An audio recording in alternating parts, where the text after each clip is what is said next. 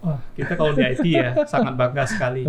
Mau ke company mana saja, pasti ada anak binusnya. Oh ya? Pasti ada anak binusnya. Jangan membatasi diri. Oke. Gitu ya. Tentu kalau kita tetap harus fokus juga apa yang menjadi pekerjaan kita harus master di situ. Gitu. Tapi jangan sampai mata kuda gitu ya, cuma lihat di situ. Harusnya mata lebah gitu. Kita harus lihat peluang-peluang yang lain yang mungkin akan bisa membawa kita ke next step. Pengen juga gitu ya membawa nama Indonesia ke kancah yang lebih tinggi, apakah di ASEAN atau di AP atau apa, sehingga lebih banyak lagi orang-orang yang mengenal adalah banyak sekali talenta terbaik di Indonesia ini yang akan memberikan kontribusi ke global.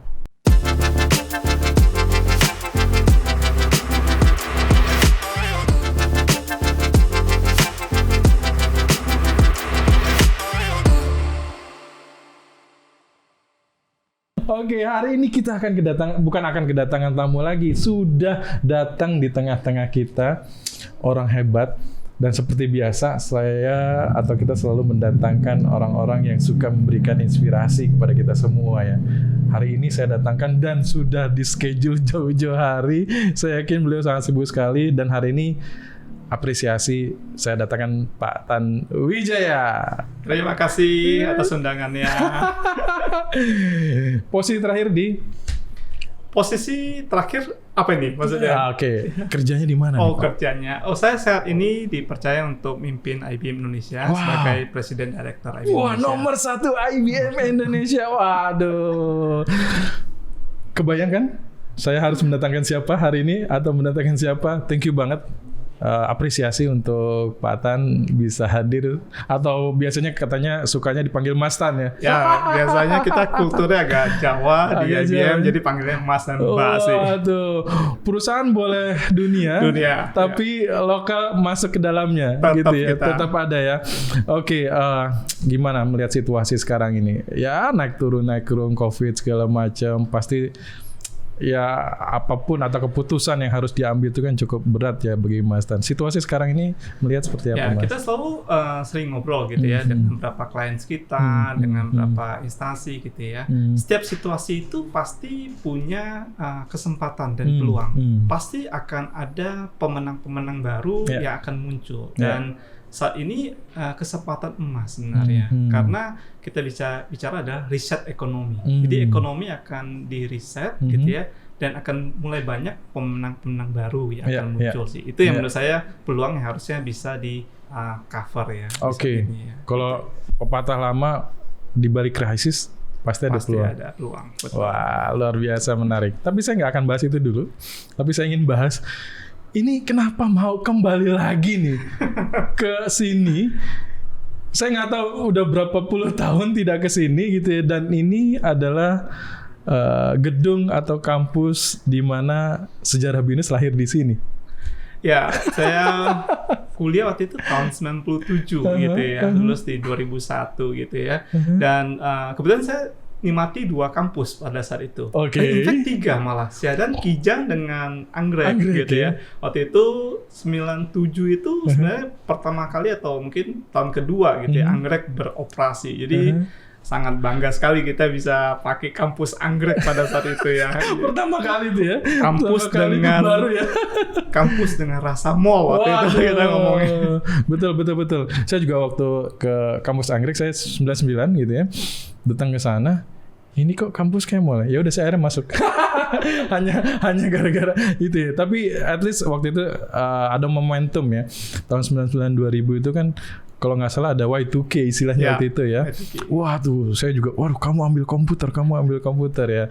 Dan Pak Tan sebelumnya juga merasakan momentum itu ya. 97 kan juga mulai, teknologi itu juga mulai. Ya, kebetulan saya dari SMP gitu ya, udah fans berat sama komputer gitu ya. In fact dulu waktu SMA udah kerja sambilan, jadi guru les gitu ya. Terus karena waktu itu komputer masih mahal gitu ya. Jadi akhirnya kita ya. saving money-nya itu bertahap gitu ya. Jadi waktu itu belinya motherboard dulu, belinya iya dirakit monitor ya. dulu. Iya, Akhirnya udah kumpul semua, bosan kita rakit sendiri gitu ya. Dulu tuh seninya gitu ya, Seninya merakit ya. Di zaman itu menjadi sesuatu yang luar biasa gitu ya. Kenapa waktu itu memilih dunia teknologi dan akhirnya wah ini BINUS ada nih gitu. Walaupun juga mungkin BINUS 97 juga mungkin masih tergolong tidak seperti yang sekarang ini dilihat gitu ya. Gimana waktu itu ceritanya? Jadi definitely dari awal SMP udah hobi banget sama komputer gitu ya. Terus saya tanya saudara-saudara, kalau mau univ yang komputer mau kemana gitu ya. Biasanya tuh dijawabnya tuh bukan ke BINUS tapi kamu ke ATK saja gitu. Jadi namanya masih ATK gitu ya. Jadi ATK yang di mana lagi gitu ya. Udah akhirnya kita cari tahu rupanya pada saat itu kayak tahun 96 ya barusan beralih jadi namanya univ BINUS gitu ya. Nah itu ya langsung kita straightforward untuk saya apply di situ. Nah waktu itu kebetulan saya dapet bagus banget waktu itu di zaman saya aja BINUS sudah jemput ke SMA, udah jemput market gitu ya. Jadi bilang kalau Anda dapat juara 1 atau 2 atau 3 selama SMA berturut-turut maka free itu biasanya tuh untuk masuknya gitu ya. Dan waktu itu saya cukup beruntung, SMA-nya saya juara 1 gitu ya. Jadi dapat beasiswa prestasi waktu itu masuk BINUS. Wow, keren. Thank you banget BINUS, thank you banget gitu ya. Punya kenangan apa sih? Dulu kalau nggak salah di Syahdan itu kan kita masih merasakan kipas angin ya. Kipas angin betul. Sama proyektor. Betul. Sama pasti pakai kapur waktu itu. Pakai kapur. Iya, ada cerita nggak di situ yang dulu merasa wah. Kayaknya yang kalau di Syahdan ya, yang saya sempat benar-benar bisa lihat tuh kayak waktu di situ banyak KMK ya, kayaknya di situ ya. Jadi banyak anak band atau apa, keren banget gitu ya. Sambil kuliah, sambil ngeband, sambil juga kasih radio dan sebagainya. Jadi banyak sekali aktivitasnya sih yang di BINUS. Sama yang kedua adalah saya tuh merasa di BINUS itu apapun fakultasnya, mau namanya sastra, matematik atau apa, tiba-tiba langsung terjerumus untuk ngerti IT, benar-benar IT gitu ya. Dulu apa sih yang untuk kita KMK atau apa untuk SKS gitu isi ya. Wah itu di zaman dulu masih belum secanggih itu internet gitu ya. Kita masih pakai telepon gitu ya. Betul. Wah begitu telepon, BINUS Phone. Itu jam 12 malam udah pada siap-siap untuk telepon gitu untuk dapat slot antriannya gitu ya. Benar. Tapi itu bagus menurut saya karena siapapun itu tiba-tiba langsung jadi melek IT apapun fakultasnya. Itu satu menurut saya kelebihan dari BINUS. Oke, masih ingat nggak dulu diajar oleh siapa? Waktu itu yang saya benar-benar berkesan tuh Pak Sablin gitu ya. Pak Sablin Yusuf, ya itu benar-benar dosen favorit gitu ya. Wah itu banyak banget deh mata kuliah yang dia ajarkan waktu itu gitu. Jadi benar-benar kita, wow keren. Dan pada saat itu Pak Sablin tuh kalau nggak salah tuh dekannya kita, posisinya dekan. Jadi kita wow, benar-benar keren banget lah pokoknya. Iya, makanya saya sengaja mendatangkan ke sini supaya Mas Tan ini bernostalgia gitu ya bahwa saya lahir di sini loh gitu loh, dengan beberapa kampus yang disampaikan, tapi justru kita melihatnya juga ada chemistry nih antara Pak Tan dengan kampus Syahdannya gitu. Walaupun juga kita sempat undang Mas Tan itu ke Anggrek gitu ya, ke Alam Sutra dan lain sebagainya. Tapi saya harus hadirkan di sini dan membangkitkan memorinya lagi untuk bisa melihat wow, karena seperti kita tahu bersama bahwa ya BINUS juga kalau lihat dari sejarah mulai dari garasi sampai akhirnya punya kampus ini yang pertama kali gitu ya, dan beberapa kampus yang lainnya. Bagaimana melihat sejauh ini alma maternya Mas Tan nih? Wah, kita kalau di IT ya sangat bangga sekali. Mau ke company mana saja pasti ada anak BINUS ya. Oh ya? Pasti ada anak BINUS ya. Jadi nggak mungkin. Jangan-jangan tempat sekarang lebih banyak anak BINUS ya? Ya, lumayan banyak juga. Okay. Artinya apa? Mau kemana saja, nah itu kita pasti punya networking yang sangat bagus sekali. Kalau kita ngomong IT ya nggak jauh-jauh dari BINUS. Orang semua udah tahu kualitas BINUS seperti apa sih lulusan. Oke. Ya kalau kita lihat gitu, ini kan saya sempat semalam baca-baca dulu nih, saya harus ketemu presidennya IBM nih, dan nggak semua orang dapat kesempatan ini, saya pikir gitu, saya baca-baca segala macam. banyak kan rentetan sukses sebagai apa manajer terbaik ya, dan lain sebagainya. Pernah susah nggak sih? Pernah mengalami titik di mana aduh saya nggak ngerti ini saya mesti gimana. Oke, ini Saya nggak nanya yang sukses-suksesnya karena pasti ngeliat wah gitu. Pengen tahu ada nggak ya? menurut saya semua hambatan itu pasti punya apa namanya punya cerita atau punya lesson yang kita bisa pelajari gitu ya. Mungkin karena saya lagi di Binus gitu ya, saya share sedikit gitu ya apa failure saya di kuliah di Binus. Mungkin lebih relevan gitu ya. Saya 2 kali gagal di perkuliahan di Binus. Oh ya? 2 kali. Wow. Nah, mungkin saya cerita apa gitu ya. Tapi sebelum di gagalnya itu, mungkin saya cerita dulu. Teman-teman saya tuh biasanya ngomong, Tan itu kok kuliah di Binus tuh kuliah preman gitu ya. Tapi tanda ketip ya, premannya gitu ya. Karena waktu itu zamannya saya kuliah itu adalah kalau kita dapat IP 4, otomatis beasiswa dapat. Oh iya, oke. Otomatis dapat beasiswa. Oke. Nah, saya kebetulan waktu itu dapatnya 4-nya sering gitu ya. In fact dari awal sampai lulus itu saya cuma dapat 1B gitu ya. Jadi IPK-nya 399 habis terakhir ya selesai gitu ya. Nah, saya cerita yang pertama dulu yang B gitu ya. Di B. Nah, itu saya masih ingat. Itu mata kuliah namanya metodologi penelitian. Metodologi penelitian. Itu mata kuliah menurut saya cukup ahli lah ya. Karena saya kebetulan paginya kuliah juga di tempat lain di UI gitu ya, ambil fisika nuklir yang notabene sehari-hari kerjanya tentang penelitian research gitu ya. Nah ada satu sisi yang saya debat sama dosennya, wah kalau Anda mau research itu istilah kalau kita ada sekarang sotoy gitu ya, setau gitu ya, malah yang ngajarin dosen ini harusnya nggak perlu sebanyak ini, kita buat papernya harusnya cuma lebih singkat, padat dan sebagainya. Akhirnya ada perdebatan dengan dosen gitu ya. Nah, kalau saya nggak tahu sekarang, kalau zaman dulu itu untuk dapat A itu minimal 84,5 seingat saya ya. Iya. Nggak tahu sekarang gitu ya. Nah, mungkin karena saya debat atau apa, dosennya berbaik hati, kasih saya tuh 84,4. 0,1 poin gitu ya. Kalau nggak saya akan IPK 4 gitu, cuma 1 doang gitu. Tapi saya belajar hal itu dan saya sangat berterima kasih gitu ya. Walaupun saya udah lupa nama dosennya sekarang ini, tapi saya sangat berterima kasih gitu. Kenapa? Karena itu adalah satu lesson learn yang sangat penting buat saya gitu ya. Pada saat kita walaupun benar, tapi kalau kita argue sesuatu dengan otoritas yang lebih tinggi, dengan cara yang salah, bisa saja kita tidak mendapatkan hasil yang kita inginkan. Gitu.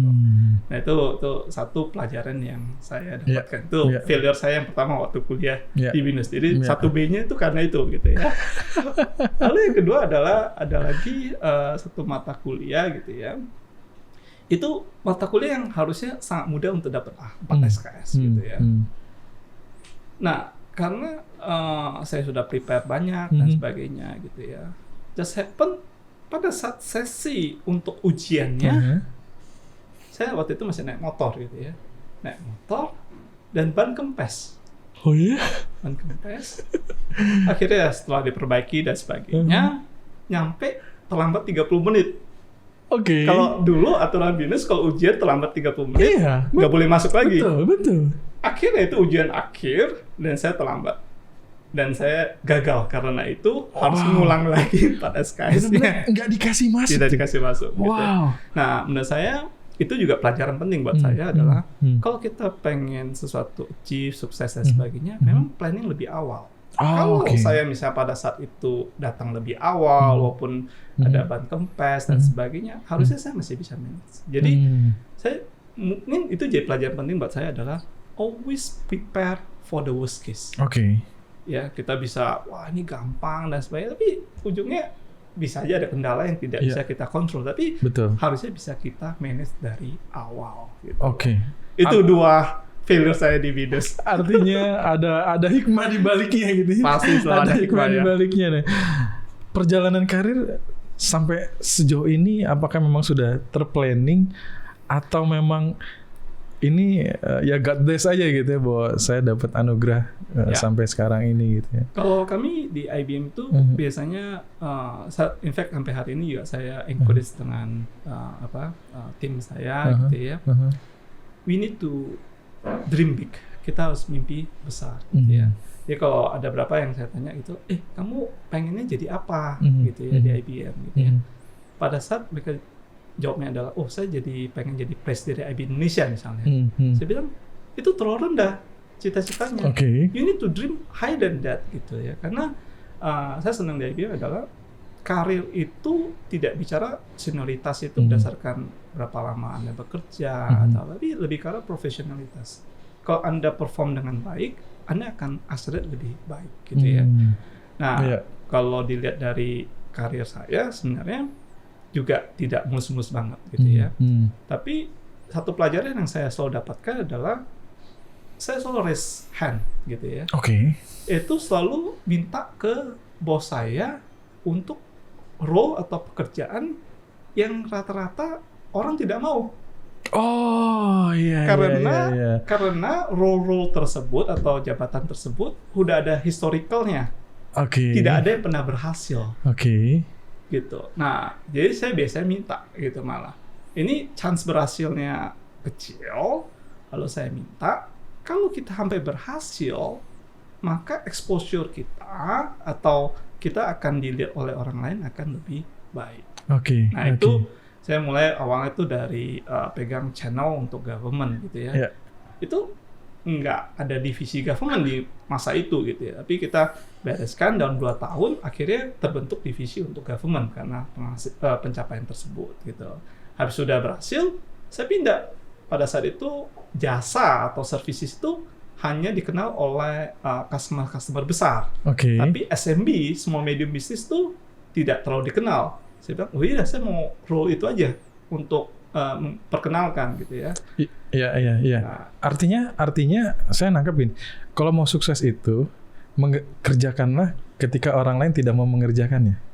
Dan itu sebelumnya sudah dilakukan juga. Sudah dilakukan. Kan juga. Itu nggak hanya instan pada saat sekarang ini gitu berpikirnya. Pasti kan ada perjalanan itu yang ketika orang melakukan perjalanan hidupnya pasti ada yang pegangan gitu ya bahwa saya harus sukses dengan prinsip yang tadi Mas Tan sampaikan bahwa kalau orang nggak mau kerjain, saya yang ngerjain.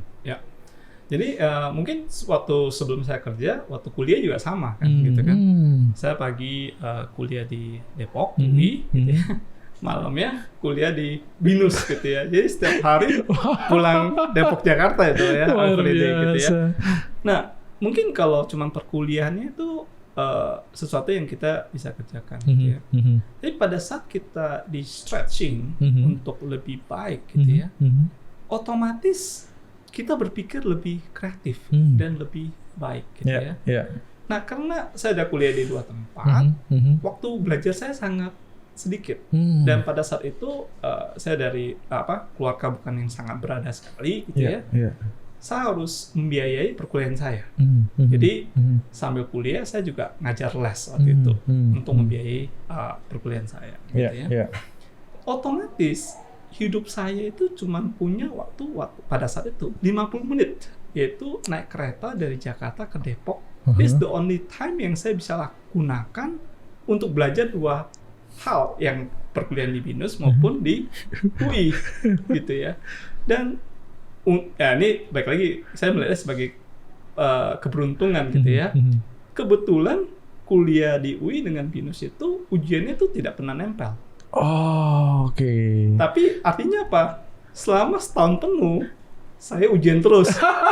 Habis UI kelar, saya ujian di BINUS kelar, saya ujian di UI. Terus-terusan selama 4 tahun.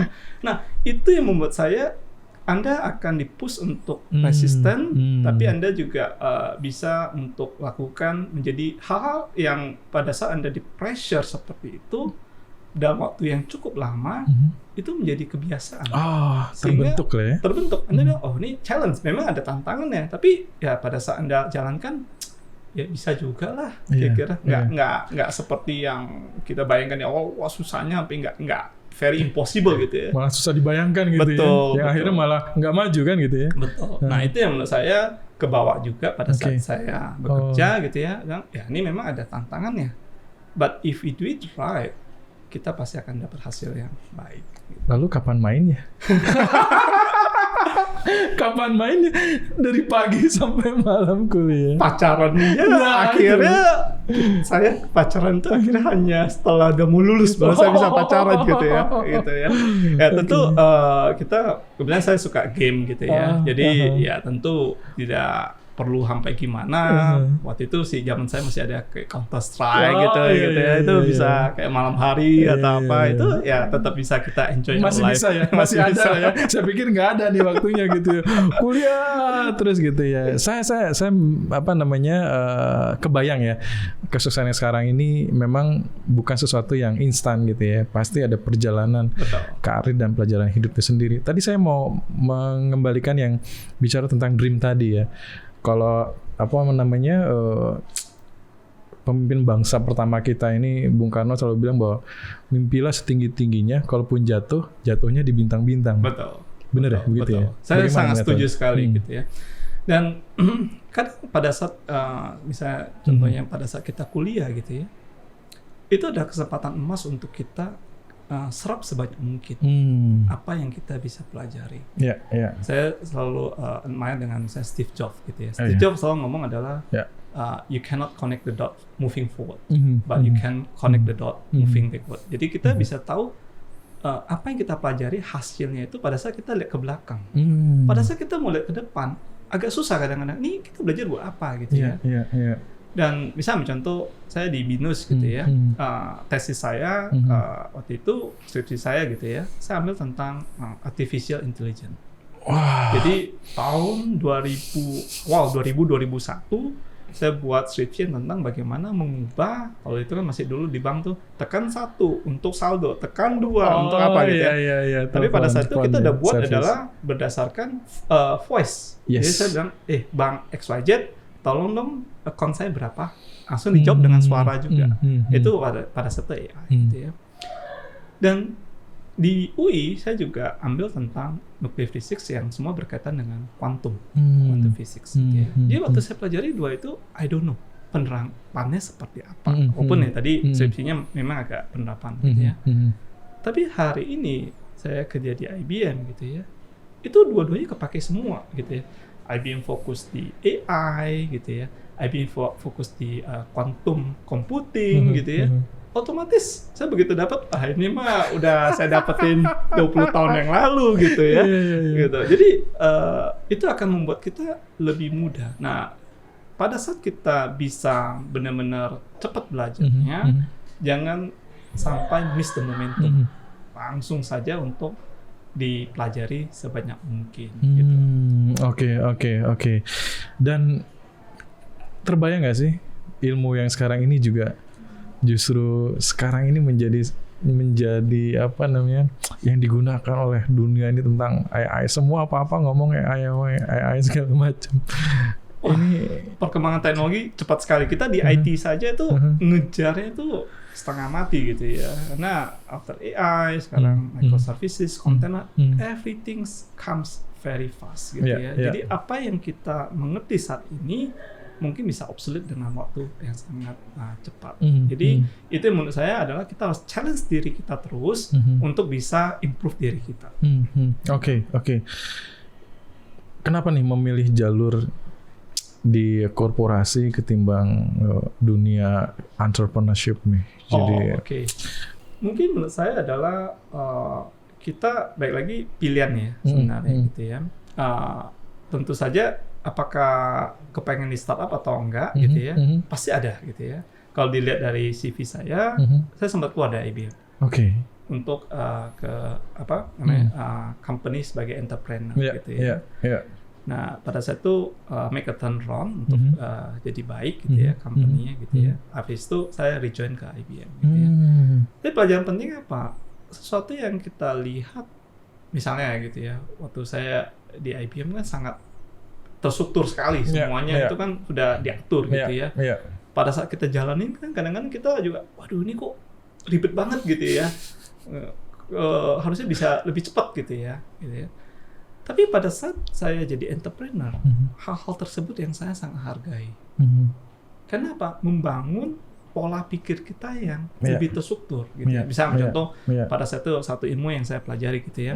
Saya kebetulan sempat di handle services di IBM gitu ya. Kalau saya nggak sempat di IBM, lalu saya nggak ngerti gitu ya.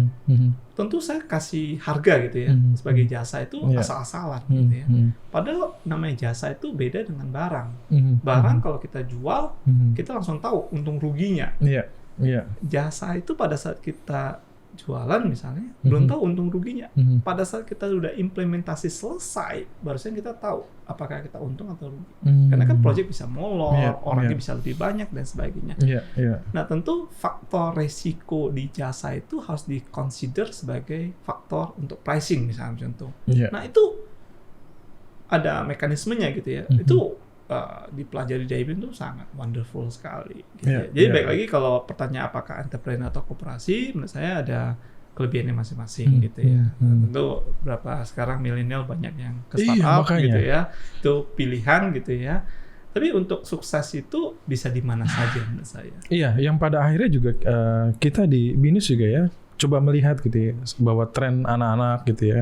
Kalau kita misalnya ketemu dengan Gen Z gitu ya, atau milenial atau Gen Z gitu ya, Gen Y, dia selalu bertanyanya kalau kita dulu kuliah, saya mau kuliah komputer gitu ya, saya mau kuliah tadi Mas Tan kaitannya dengan nuklir fisika gitu ya, mataku atau jurusannya yang dituju. Kalau sekarang, Pak, kalau saya kuliah mau bikin e-commerce, startup, kalau mau bikin bisnis seperti itu, kuliahnya apa ya?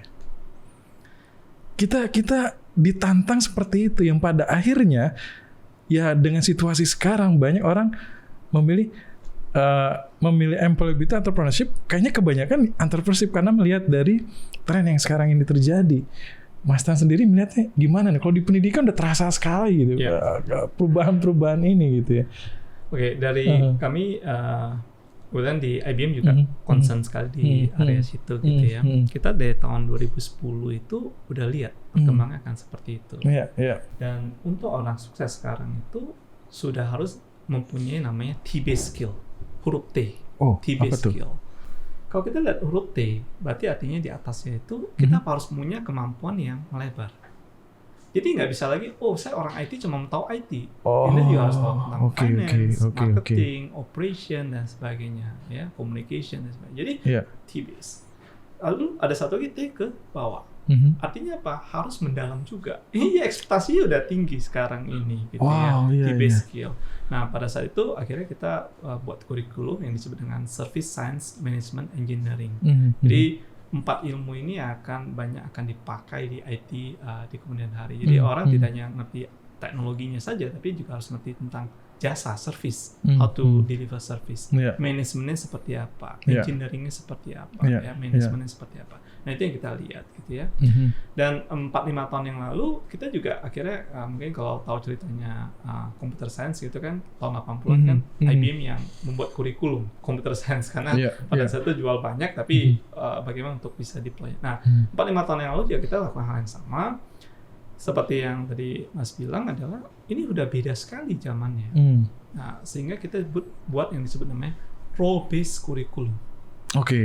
Jadi contohnya saat ini kita juga kerjasama dengan instansi pemerintah gitu ya.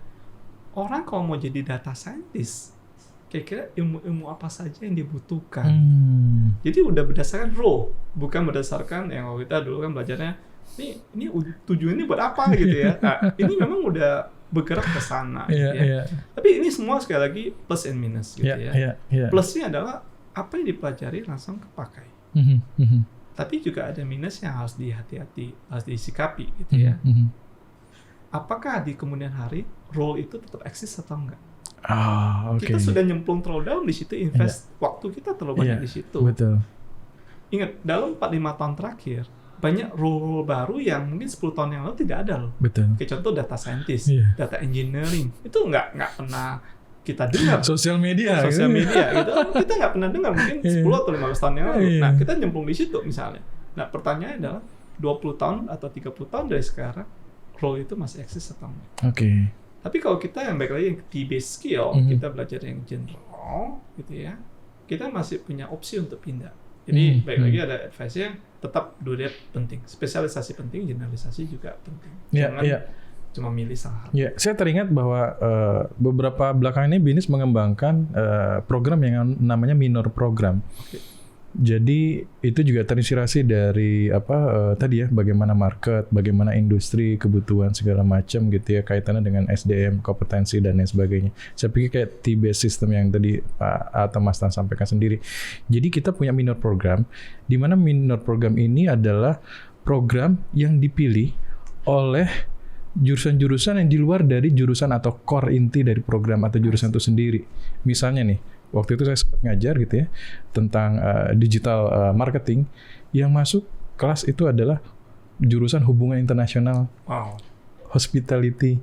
Jadi saya tanya sama si anak itu ya, Mas itu, kamu ambil dari jurusan ini?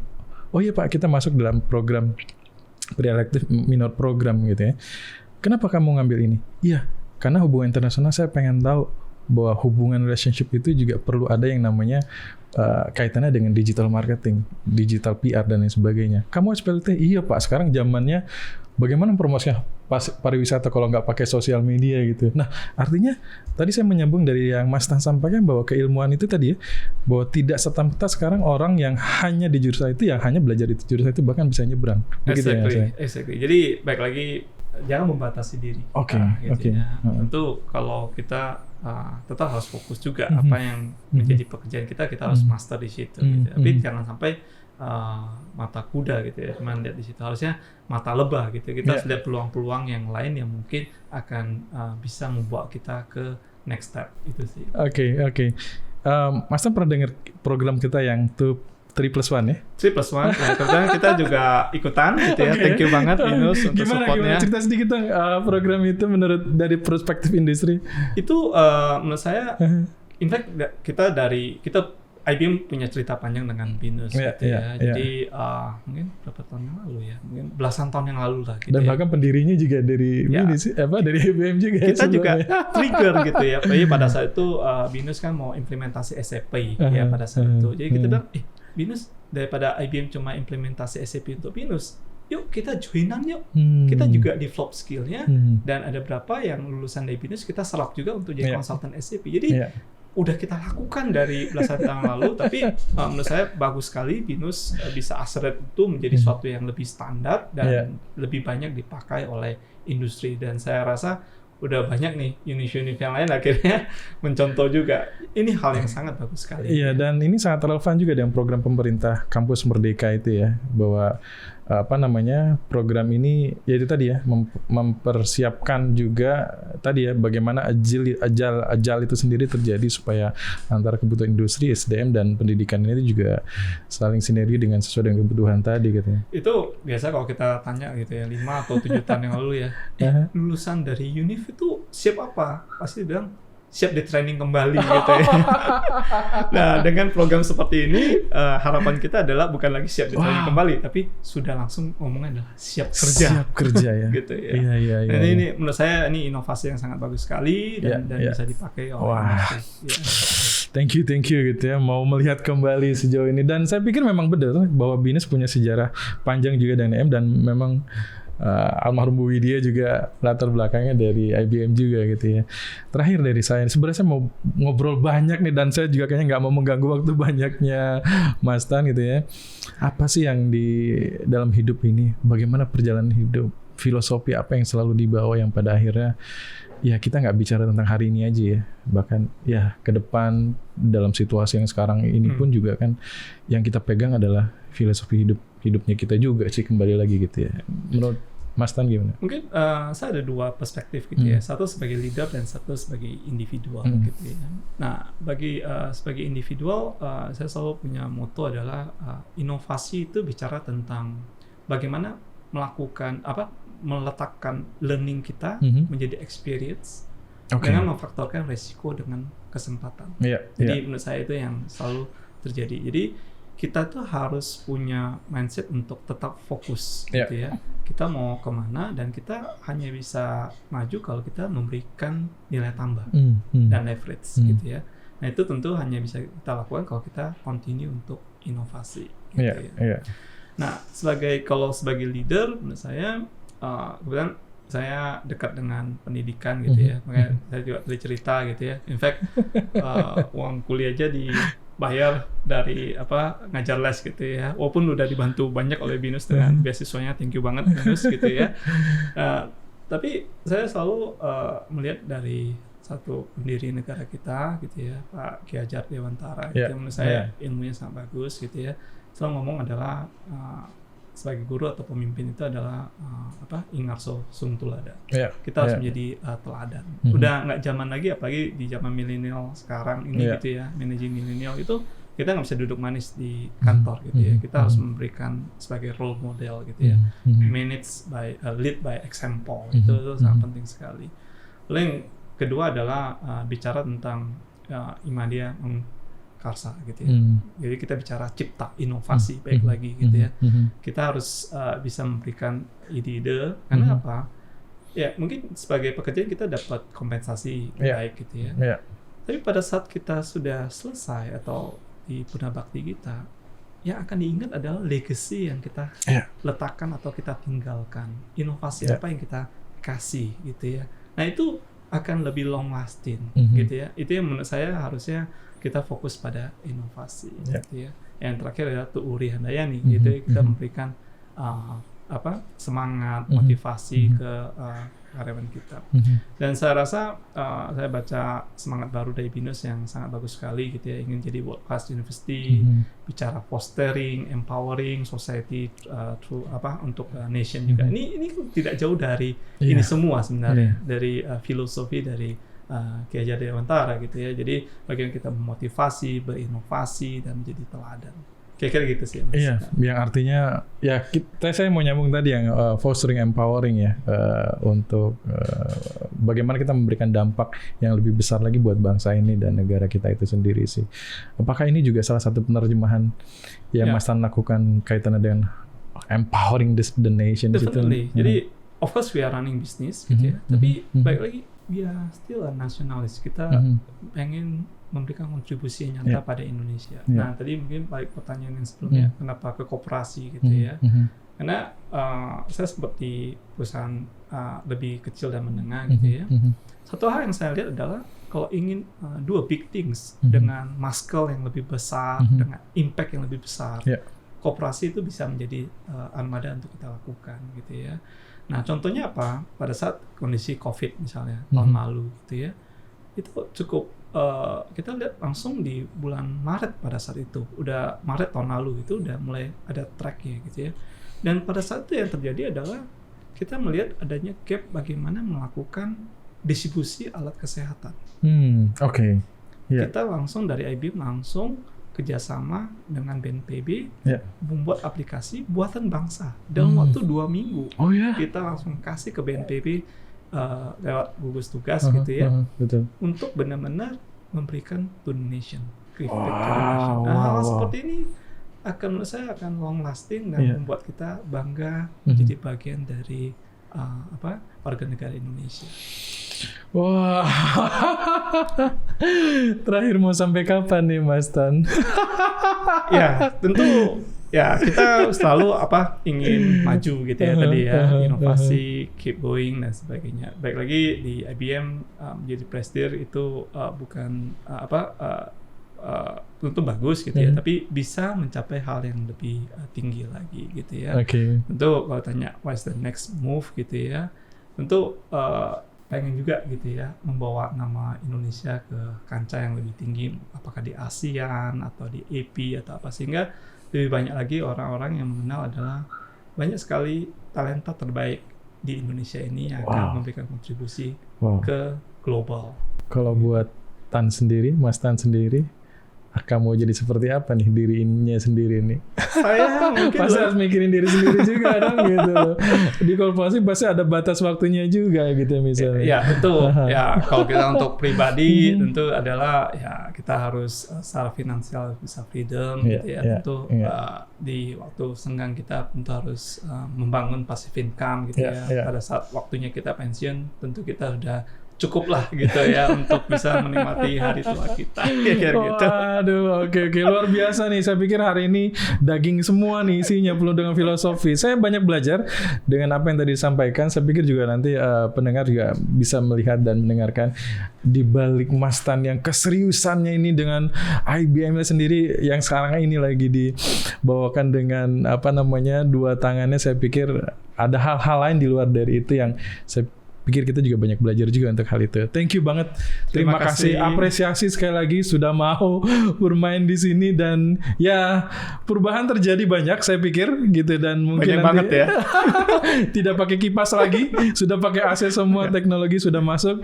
Yang hanya dijaga adalah heritage-nya gitu ya. Bentuk bangunan saya pikir ini menjadi salah satu icon of BINUS ya, sejarahnya ada di sini. Thank you. Sekali lagi thank you dan terutama ke BINUS yang tidak bisa jadi saya hari ini tanpa BINUS definitely ya, terutama di bantuannya waktu saya kuliah beasiswa dan sebagainya. So again thank you so much ke BINUS. Okay. Thank you. Let's close this. Thank you Mas Tan.